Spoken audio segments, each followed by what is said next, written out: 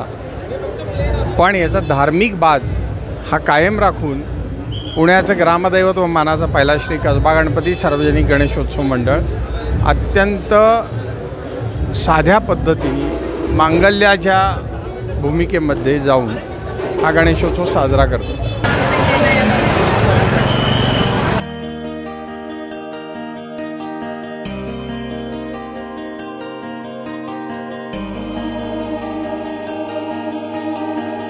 वासुदेवाय धीमहि तन्नो विष्णु प्रचोदयात् धीमहि तन्नो दुर्गे प्रचोदयात् ससम्य शिरसा देवं गौरीपुत्रं विनायकम्।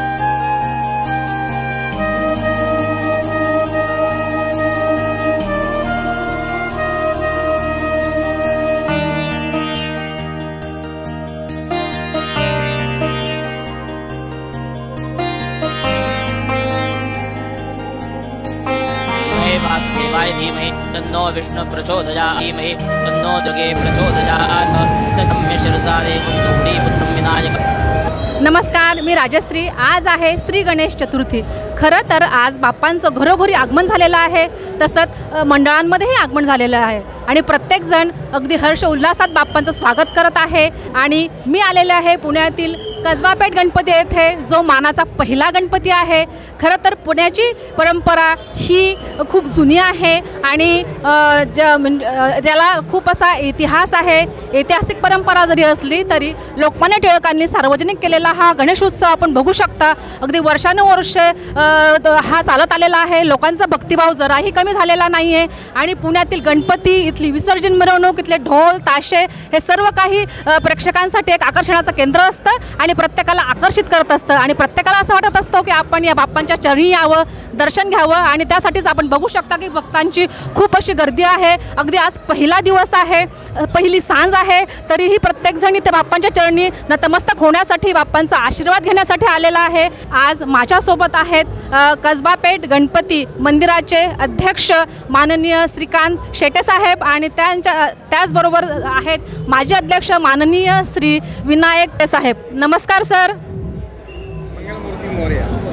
तर आपणास मी थोडंसं विचारू इच्छिते की आपल्या मंडळाची 132 वर्षाची जुनी परंपरा आहे। खरं तर काळानुरूप यात काही बदल होत गेला का, याबद्दल आपण काय सांगणार? सर्वप्रथम आपल्या सर्वांना गणेशोत्सवाच्या खूप खूप शुभेच्छा। 132 वर्षापूर्वी हा सार्वजनिक गणेशोत्सवाची सुरुवात झाली। धर्माच्या छत्रछायेखाली समाजाचं संघटन करणं, जातीपातीचा भेद मिटवणं हा लोकमान्य बाळ गंगाधर टिळक आणि त्यांच्या सहकाऱ्यांचा उद्देश होता। नुसता हा उद्देश नाही, धर्माच्या छत्रछायेखाली ज्या लोकांचं संघटन होतं त्या संघटनातून स्वातंत्र्य प्राप्तीसाठी आपल्याला काय संदेश देता येतो, समाजाचं काय प्रबोधन करता येतं, हा मूळ उद्देश होता। पण याचा धार्मिक बाज हा कायम राखून पुण्याचं ग्रामदैवत व मानाचा पहिला श्री कसबा गणपती सार्वजनिक गणेशोत्सव मंडळ अत्यंत साध्या पद्धतीने मांगल्याच्या भूमिकेमध्ये जाऊन हा गणेशोत्सव साजरा करतो। आज समाजाच्या प्रबोधनाची गरज आहे का? तो होय, नक्की आहे। आज जर आपण बघितले असतील महिलांवरच्या अत्याचाराच्या बाबतीत त्याला वाचा फुटली पाहिजे आणि म्हणून आपण रेडिओ सिटी 91.1 FM आणि श्री कसबा गणपती सार्वजनिक गणेशोत्सव मंडळ मिळून आपण एक कार्यक्रम घेतलेला आहे की एक प्रतिज्ञा आणि संकल्प की हो, मी स्त्री शक्तीचं रक्षण करणार आणि ही गणपतीच्या चरणी आपण शपथ घेणार आहोत आणि आपण त्यांना एक प्रशस्ती पत्रक देणार आहोत। तसंच महिलांना सुरक्षिततेसाठी जे काही हेल्पलाईन नंबर आहेत ते आपण त्या प्रशस्ती पत्रकावर देणार आहोत।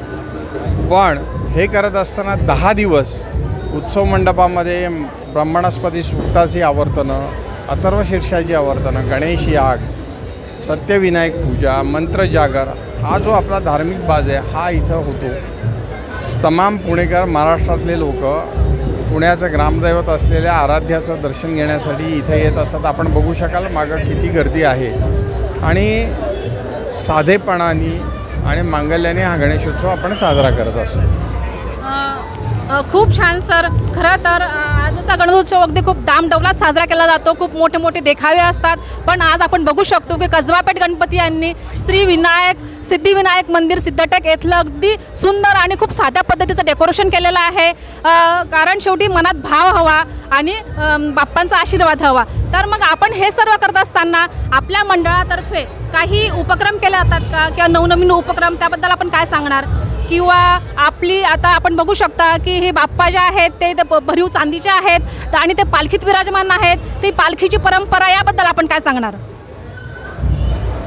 पालखीची जी परंपरा आहे, पूर्वीच्या काळी देवाची पालखी आणि राजाची पालखी असायची। आता राजेपंट गेलेलं आहे, पण अजूनही पुण्यामध्ये श्री कसबा गणपतीचं आगमन आणि विसर्जनाची मिरवणूक ही पालखीमध्येच होतं। भक्त भाविक ती खांद्यावर घेत असतात आणि सगळीकडं आपण त्या पद्धतीने मार्गक्रमण करत असतो। हे करत असताना पारंपरिक वाद्य जे आहे, ढोल ताशा आहे, सनई चौघड आहे, याचं वादन आपण करत असतो आणि अत्यंत दिमागदार आणि धार्मिक पद्धतीने मंगलमय वातावरणामध्ये आपण आगमनाची आणि विसर्जनाची मिरवणूक करत असतो।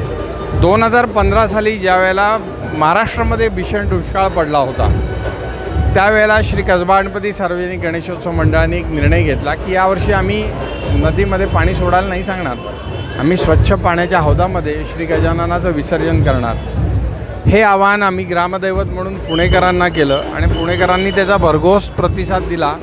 तेव्हापासून पुण्यात नाही तर संपूर्ण महाराष्ट्रामध्ये 2015पासून गणेश मूर्तीचं विसर्जन हे स्वच्छ पाण्याच्या हौदामध्ये होतं। यावर्षी आम्हाला 50 वर्ष झालेली आहेत की आम्ही गुलाल उधळणं बंद केलेलं आहे। हा एक सामाजिक संदेश दिलेला आहे आणि मंडळामध्ये हे बघा, हा गणेशोत्सव आहे, आपल्या कुठल्याही उत्सवमध्ये महिलांचा सहभाग हा खूप असतो आणि तो मागं असतो। जरी पण कसबा गणपतीच्या इथं असं नाही हो, आमच्या इथं महिला सभासद आहेत, महिला विश्वस्त आहेत आणि सक्षमतेने ते काम करत आहेत।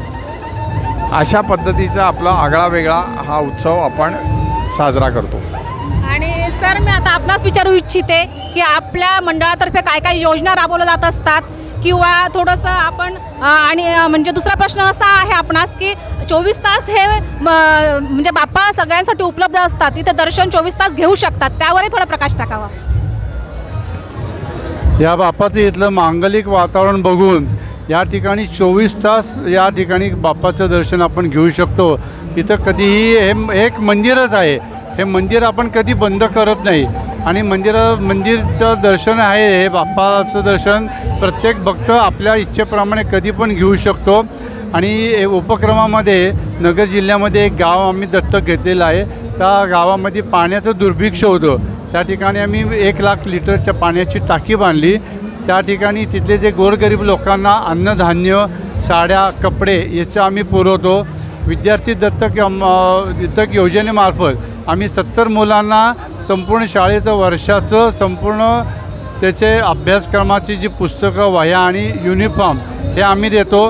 त्यानंतर लहान मुलांना त्यांच्या विविध गुणदर्शनाच्या माध्यमातून त्यांचे जे कलागुण आहेत, हे कलागुण सादर करण्यात आम्ही त्यांच्याकडनं जास्तीत जास्त चांगला आणि त्याला इतका मोठा प्रतिसाद मिळतो की कमीत कमी 200 ते 300 मुलं यामध्ये भाग घेतात। या भागातल्या महिलांच्यासाठी पाककृती स्पर्धा आम्ही घेतो, त्यांचं आम्ही बक्षीस वाटप करतो।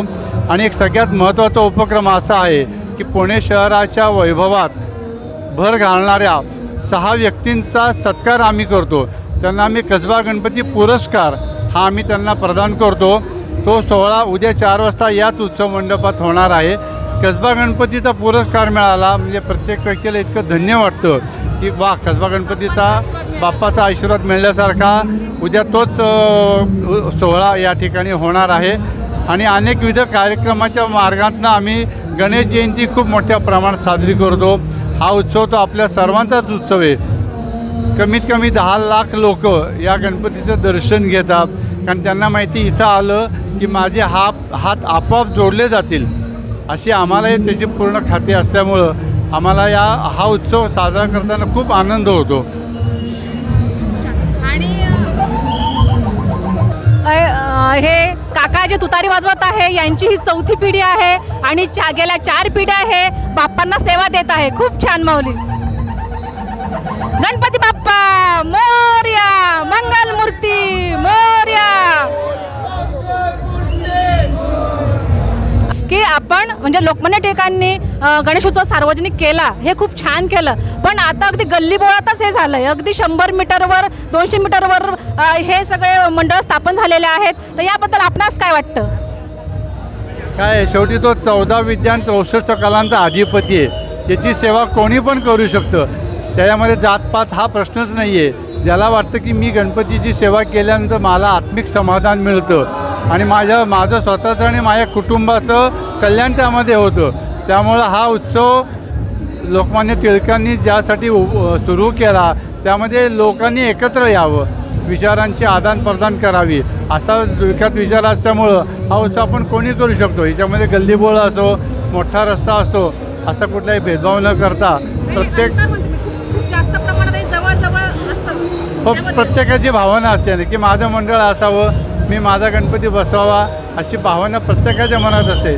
आपण त्याला नाकारू शकत नाही. म्हणून कसबा पेठ बाप्पाची आपण जी मूर्ती पाहत आहोत ती भरीव अशी चांदीची आहे. 132 किलोची ही मूर्ती आहे आणि चांदीच्या अशा पालखीतच ही विराजमान झालेली आहे.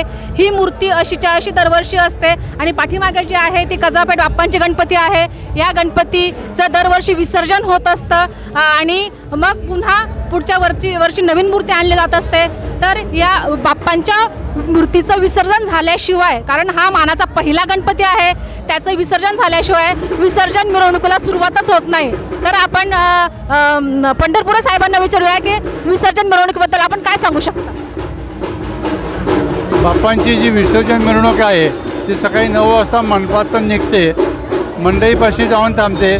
मंडईपाशी महापौर, पोलीस कमिशनर, या भागातले सगळे आमदार खासदार सगळे येतात. सर्वजण बाप्पांची पूजा करतात, हार घालतात आणि बरोबर 10:30 वाजता विसर्जन मिरवणूक मंडईपासून सुरू होते आणि ती लक्ष्मीरोडवरनं अलका टाकी चौकात आल्यानंतर त्या ठिकाणी महापौरांच्या किंवा पोलीस कमिशनर किंवा महानगरपालिकेचे कमिशनर यांच्या हस्ते श्रीफल मिळतं अध्यक्षांच्या नावाने. आजपर्यंत जी परंपरा आहे की कसबा गणपती हा मिरवणुकीच्या अग्रभागी असायलाच पाहिजे, ही इच्छा लोकमान्य टिळकांनी व्यक्त केली आणि ती परंपरा आजपर्यंत आहे.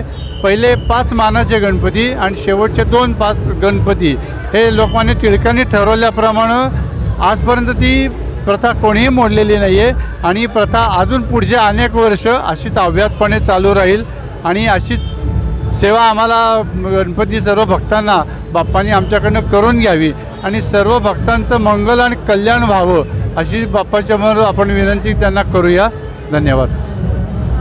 खूप छान. आणि आता माझ्याकडूनही सर्व गणेश भक्तांना गणेश चतुर्थीच्या हार्दिक हार्दिक शुभेच्छा.